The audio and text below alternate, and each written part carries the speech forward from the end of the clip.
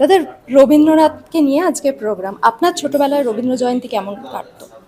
ছোটবেলায় কেন, এখনো রবীন্দ্র জয়ন্তী কাটে। আমাদের উত্তর কলকাতা, আমি যেখানে থাকি, বিভিন্ন পাড়াতে রবীন্দ্র জয়ন্তী হয়। এবং আমি যেহেতু ছোট ছোট থেকে নাটক, শ্রুতি নাটক, গান এগুলোর সঙ্গে যুক্ত ছিলাম, প্রতিটা পাড়াতেই আমাকে ডাকা হতো রবীন্দ্র জয়ন্তীতে এবং আমি খুব উৎসাহ ভরে যেতাম। সেরকমই একটা সন্ধে আজকে আমার বাড়ি থেকে দূরে দক্ষিণে, কিন্তু নোয়ার আয়োজনে। নোয়া আমাদের খুবই কাছের একটা জায়গা, এবং আজকে এই যে আমরা রবীন্দ্র জয়ন্তী পালন করবো, এর বৈশিষ্ট্য হচ্ছে এইটাই যে গীতি আলক্ষ্যটি পরিবেশিত হবে সেটি লীনাদি লিখেছেন নিজে। খুবই সুন্দর। মাধবীদি এসছেন আজকে, চারুলতার উপস্থিতিতে আজকে আমরা রবীন্দ্র স্মরণ করব, সেটা একটা বিশেষ ব্যাপার আর কি। ফলে আজকের সন্ধ্যাটা আমার কাছে, তুমি বলতে পারো সারা জীবনে যত রবীন্দ্র জয়ন্তী কাটিয়েছি তার মধ্যে একটা অত্যন্ত বিশেষভাবে উল্লেখযোগ্য সন্ধ্যা।